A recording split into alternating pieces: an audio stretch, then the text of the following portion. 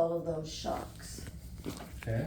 And what those resultant tests showed, the echo, the nuclear afterward, I showed him because he never felt good after that. And the four different people said that they told me that the device had malfunctioned, but that his heart was fine. But he never felt well after that. He felt so tired, and to the point where he didn't want to eat. It was hard for him to do much, and and he would cry and he'd say, "I'm so scared." Sure. And so, they gave him the portable vest. Mm-hmm. He wore it. He would take it off periodically, take a shower, whatever. But when the Biotronic tech was there on the appointment on the 21st, when we saw Dr. J, and we talked to Dana, the PA, and she talked about his potassium level being low and all of that, because he was just miserable on that medication for his pulmonary fibrosis. It was OPEB, and it caused severe diarrhea, which probably is. Vijay Jayachandran, Mind, new, let or me two just others. I'll come back in one Okay. second. Sorry about that. Jayachandran, I had called him to fill me in about his visit, because rather than me reading his note, I hear it from him. Yeah. So what happened this Sunday, or when he passed away? Was he home, It or? was it happened at home first at about 11 p.m. on Saturday evening. He was sleeping? No, we had eaten some dinner, we had watched a movie, and he got up to go to the kitchen and kind of clean up the kitchen, and all of a sudden I heard, "Kathy, I need you. Kathy, I need you." I was still in my recliner, which is not too far from the dining room. He had made his way around the bar counter that separates the kitchen from the dining room and sat down in a dining room chair right next to the bar counter. And I hurried around there and I found him, and at first I said, "What's going on?" And I noticed he had his arm on the bar counter, and then I looked up at his face and he just wasn't there. And I checked his pulse and didn't feel anything, and my first response was just to hit him in the chest with my fist. And then he just slumped over. And so I called 911, and they said, "You've got to get him flat on the floor." And the floor is ceramic tile. The chair was approximately over 2 feet from the floor. And I had to pull him off of the chair onto the floor. He hit his head so hard. And I had to start chest compressions, which I really feel like they didn't do any good, for about 10 minutes before the ambulance got there. He still had no pulse. And he had no pulse even once they got him in the ambulance and they had the machine that did the chest compressions. He had no pulse by the time they got him to the hospital. And so by the time that it was probably a good half hour, I was waiting at the hospital in the little family waiting room before they finally came in and told me they had gotten a pulse, but that he was not alert. And they were pumping him full of medicines and whatnot. Which hospital, excuse me? Well, it's Texas Health in Cleburne. And I was preferring Hughley, but they said, "No, we're going to Cleburne because it's closer." We live southwest of Cleburne. That's the Walls? It used to be Walls. It used to be Walls, It used to be Walls.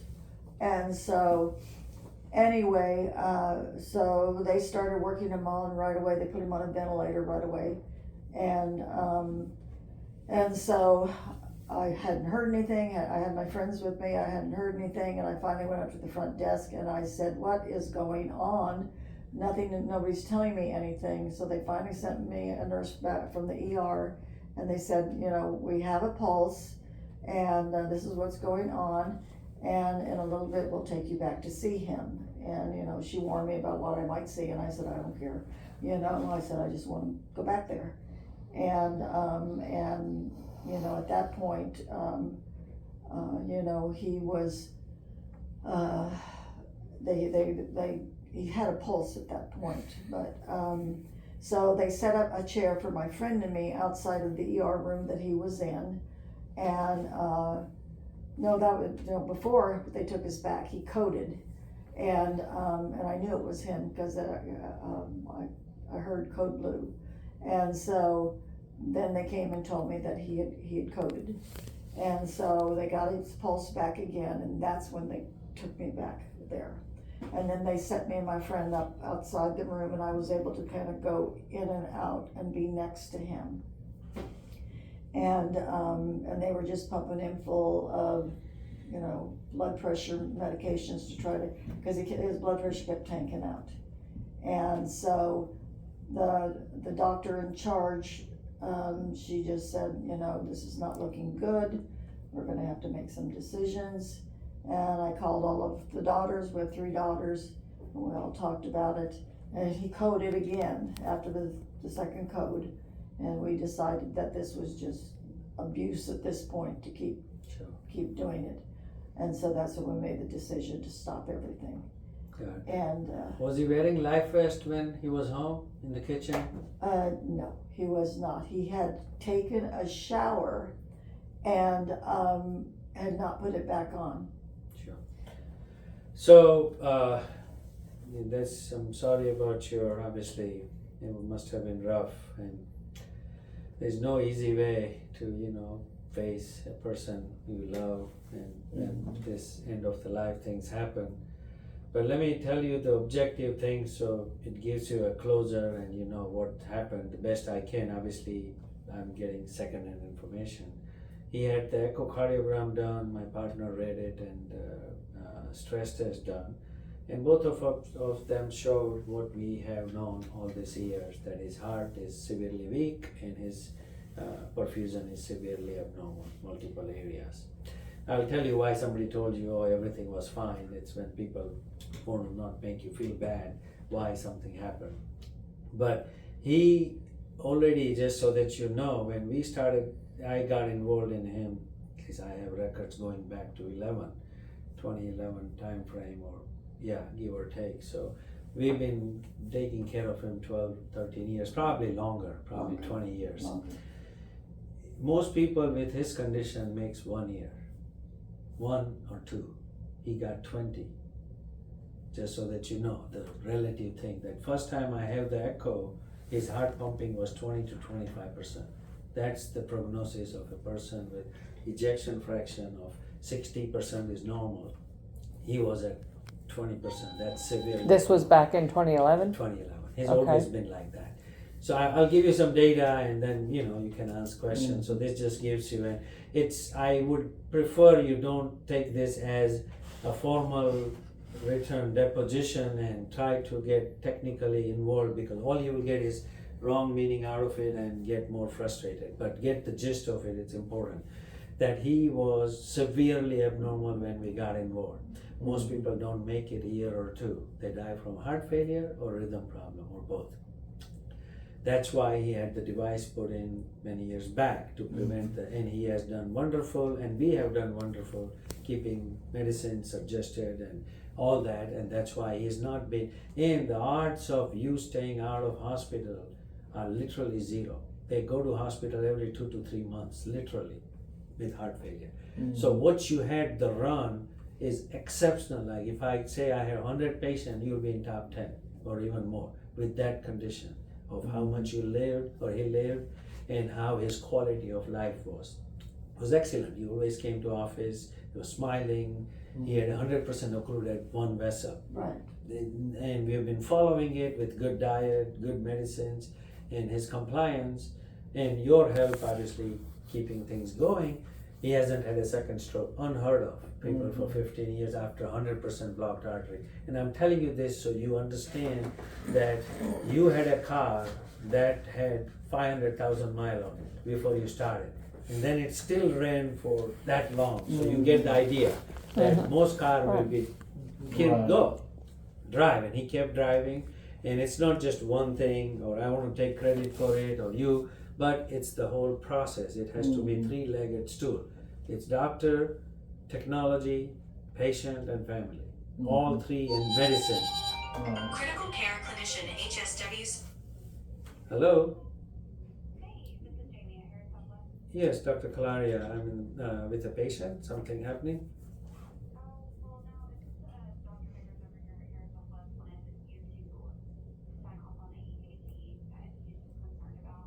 Can you call Dr. Leah? No, if you don't mind, can you let Dr. Leah know? Just text it? Yeah, please, thank you. Bye, okay. Sorry.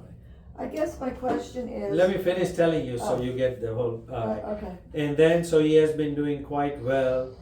Then one time recently, his heart, we had a stress test done, some symptom was abnormal.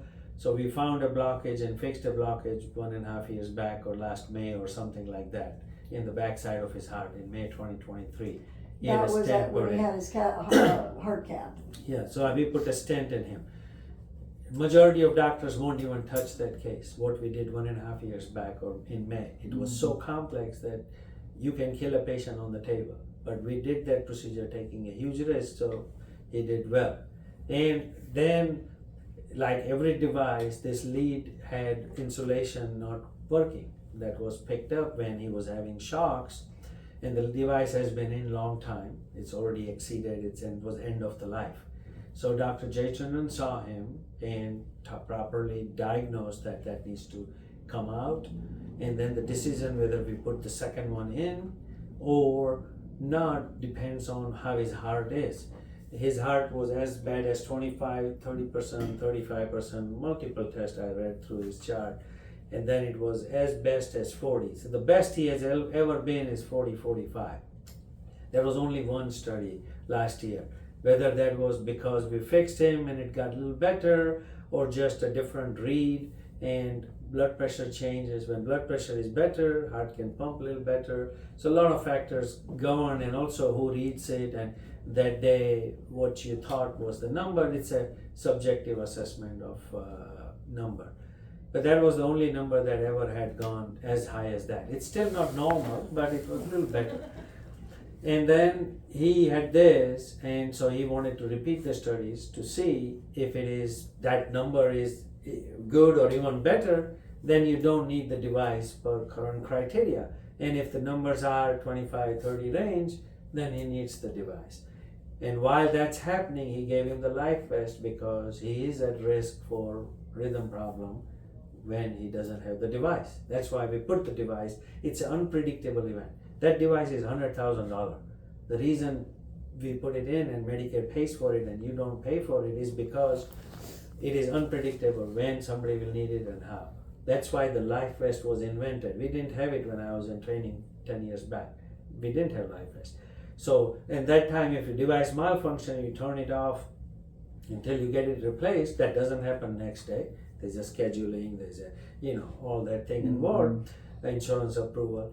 You are unprotected. But that's why we give life vest, that if it happens while device is not working, life vest will shock you and prevent a disaster.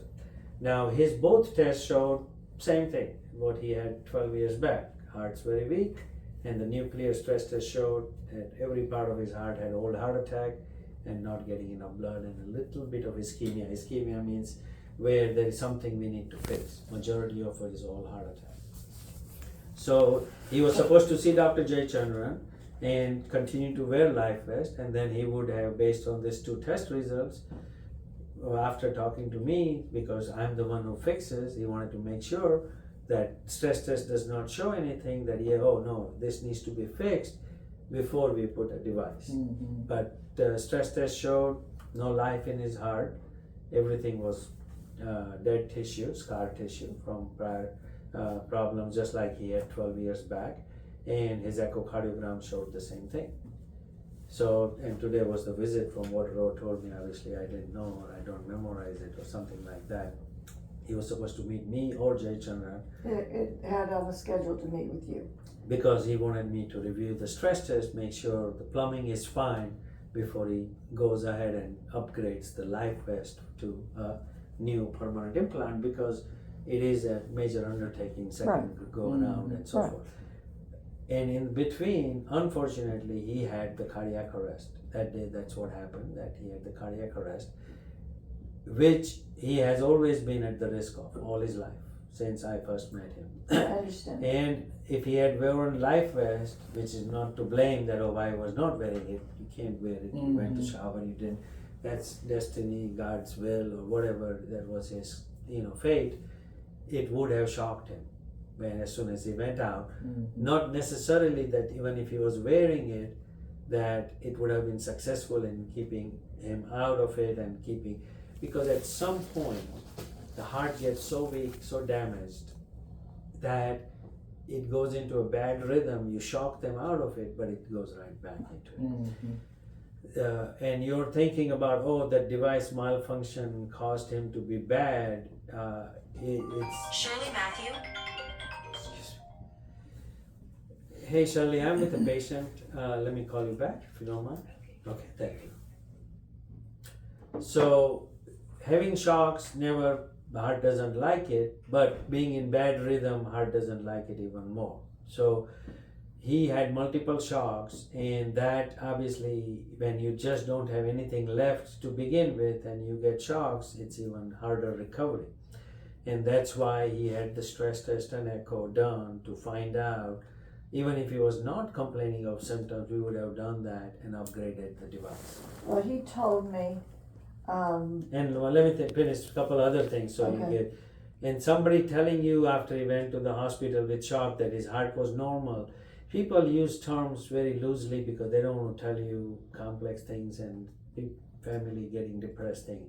They don't know that his heart's normal. They never had normal heart, so they won't be. I would not tell you that he has no. What they are saying is he's not having a major heart attack, and yeah, that's they said that. I yeah. wouldn't So, know. but that's what people equate with that heart's normal. Heart has never been normal. You No. don't have defibrillator if your heart's normal. Oh, Exactly. You are at the Exactly, end stage of the yeah. disease. So somebody to tell you or you understanding or taking the impression out that heart was normal was never even in the remotest of the picture. He's as sick as they come.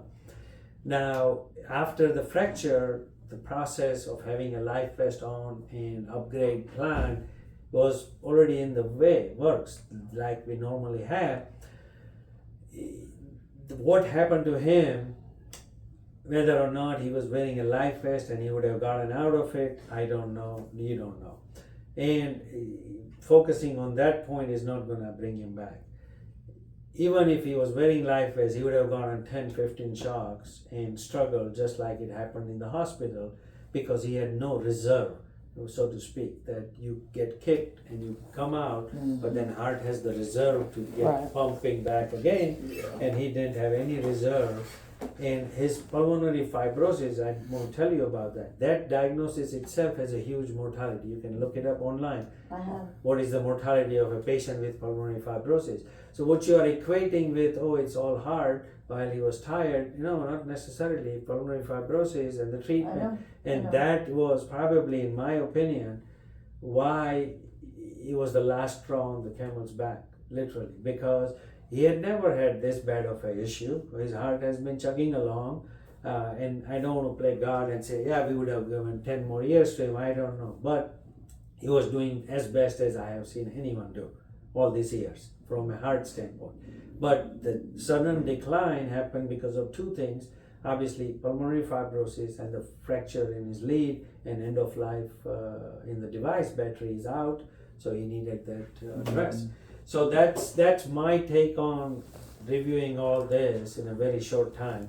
Now I'll stop and have you guys ask questions. Well, that was my concern, was the kind, he went just through, he went taking the medicine for the pulmonary fibrosis, caused severe diarrhea, and then the antidiarrheal that they said to take with it had a big warning on the side of the box, says it can cause heart issues or even death. Yes. And so we checked with the PA at the lung clinic, and she said that's only if you take too much. You should be fine with just one. So he would be taking some of that. Whether that added to it or not, I don't know. Also, your associate from here that came to the Hughley and saw him after the shock event said that he felt that it was safe for him to take it.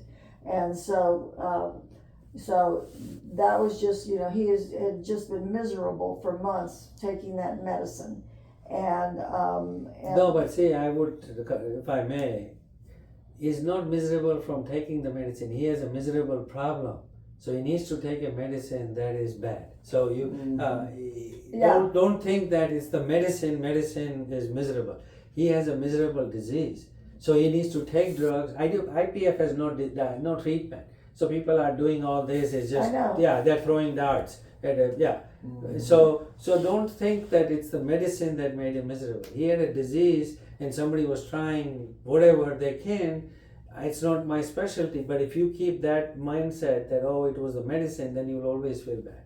He had bad disease. Well, he did, but he had made the decision that if the pulmonary fibrosis had not stopped, after like another 6 months or so, that he was going to quit the medicine because he felt like, what's the use, to keep suffering with that.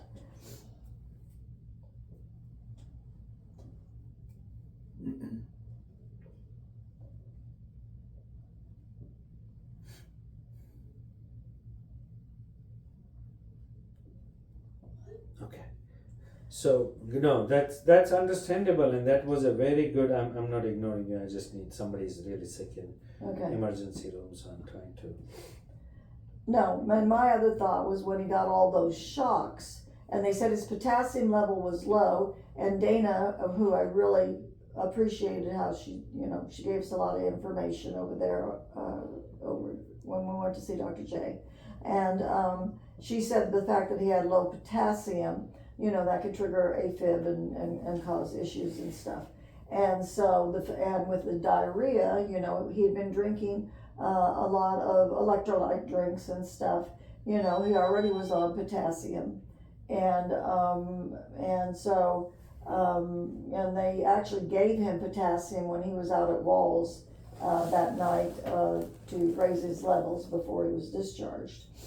And so they don't know whether that may have triggered his heart, and that's why the charge went off or not. We don't know. But my concern was that him getting shocked so many times may have damaged his heart further. And that was why I was wanting to know if the testing, especially the nuclear, if it showed that his ejection fraction was even lower. It was 20-25%, same as the worst ones I have. So. Well, Dr. J, he was looking. That's why I'm saying that don't get focused on what they told you. His EF was 33% on one test. These are so complex testing that people are reading it in isolation sometimes. And it's not always, that's why he wanted me to see him. You don't treat a number, you treat a patient. So even if you tell me his number is 40, I don't say, let's stop your medicine. I didn't say that after his 40% because I know that's just a number, we have it on a test. I know what his heart is like, it's bad, it's advanced. So his heart was as low as 25. I just read his the nuclear report, it's 33%. So it's better than it was 15 years back when we started. It was slightly worse than what was the last report at ECHO, but it's in my mind, it's always been the same. It was advanced. Yeah, because Dr. Jays had looked at a report and said, well, I saw him at close to 45%, and he said, if you were to come in and see me right now at 45%, he'd say, I wouldn't recommend. I call it too much information problem. Yeah. You are remembering all these numbers. He's talking about it is not approved by insurance to upgrade because these devices are hundreds of thousands of dollars. Right. Doctors put it in when patients don't need it. Greedy doctors and foolish patients. So they want to make sure you have a right patient to do this. So what he's warning you is that if your EF is better, you may not need that. But he's not just taking that number. He repeats the test and have you follow up with me because then I will tell him that test number, I don't believe it. It was just one time, everything else is low. He needs the device, go ahead and upgrade it. And once I document it, it's not that he's just making that decision because he wants to do a procedure. He is putting it in the clinical context by an independent doctor who knows the patient and understands and documents it. His EF was 33% on the nuclear stress test that was done. Okay, yeah. And echocardiogram was 25%. Okay, Because these are two separate modalities. Right. Everyone gives you. Angelito Yango. They won't leave me alone. Now you know what my life is like. Hey, buddy, I'm with a patient. Can I call you in a second if I come out? Yeah, sure. Thank you.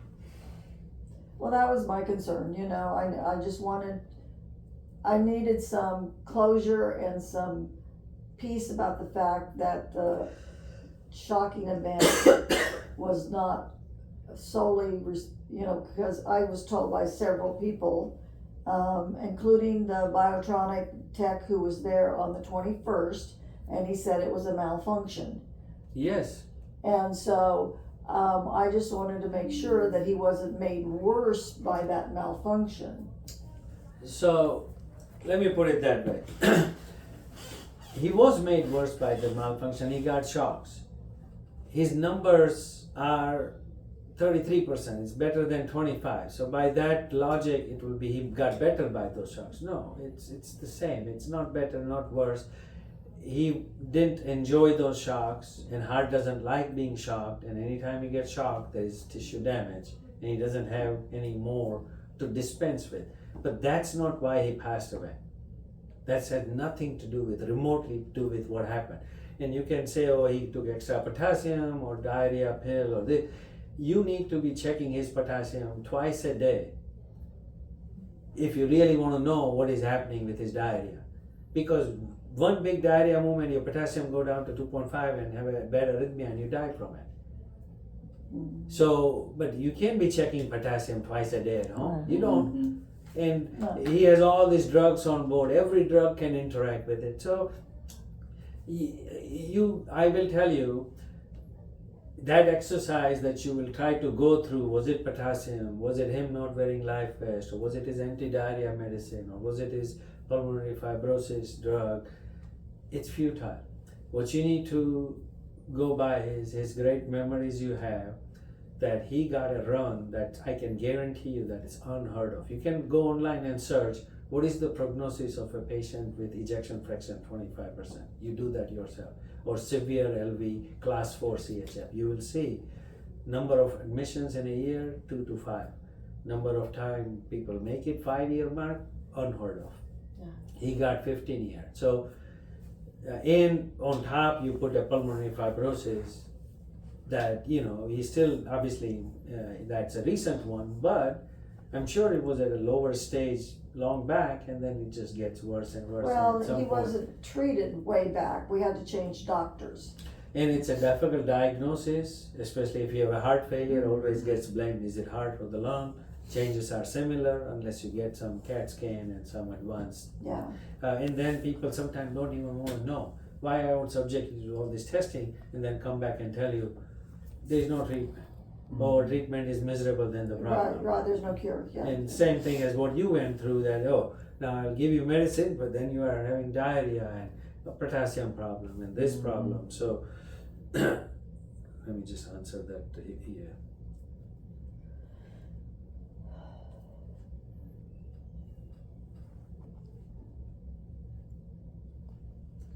Okay. Yeah, So- I'm exhausted. I'm absolutely exhausted. I feel like my heart's all out of whack. And I can't breathe, and I'm sure a lot of it's just the trauma from Have you been seen by us? No. Please make an appointment for her. And I know it's hard and I'm not being facetious, but you do need to take care of yourself. That what you went through is tough by any order of magnitude and even more hard because of so many complex things. What you have to go by is support each other, enjoy his memories, and that's all. He's not coming back, unfortunately. He's not, and he said that morning. And he was already prepared mentally, so he was at peace. He himself had said that I'm gonna give up on this, drug because it's making me miserable. So and sometimes human brain and body knows what's happening, and they are getting prepared. That hey, at some day it's everyone's turn to go to the higher entity and be there. Well, he said, he said, I'm so tired. He said, he was crying that morning before he died, and he said, I feel like I haven't recovered from those multiple shocks. He said, I'm so tired. And I said, just rest. And he tried, one of his greatest therapy things is to mow the lawn. He had a lawn tractor, and he'd go out for a bit and he'd mow just a section of the lawn, because we have a big lawn, we live out in the country. And he'd come in and he says, I'm so tired. I said, just rest. But that morning he was crying, and he said, I just feel like I've never recovered. And it's not just that he was. People don't mow lawns when their EF is 25%. Yeah. He's been doing it for 10 years. Mm-hmm. So that he's already beaten all the quality of life expectations too. Yeah. And what he had was, whether the shock and the IPF treatment and potassium going down was the last couple of straws possible, but his heart was there for a long time. Yeah, I know. It started at 44. And he was 78. 44 was his first heart. He was know. 44 years old when he had his first heart attack. His dad had his first heart attack at age 33. So it was bad, but yeah, it was pretty traumatic. It was traumatic for him. I watched him being shocked those 24 times, and then having to try to revive him, and I'm not very strong, and No, but you couldn't. It's even if you're strong, this heart was very scarred. it was gone, and the fact that the machine couldn't even really revive him for a long time, and then we thought, even with the ventilator, how long did he go without any? That was the best decisions you guys made, not prolonging it, because you can keep him artificially going. I'll better have to go, sorry.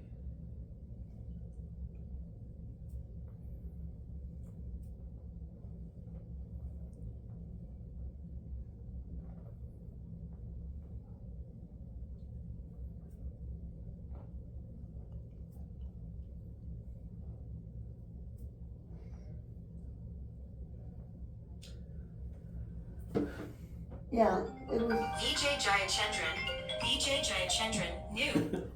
I'm in Mr. Rapker's family's room. Yeah, okay. All right. No, we knew it was time to stop it.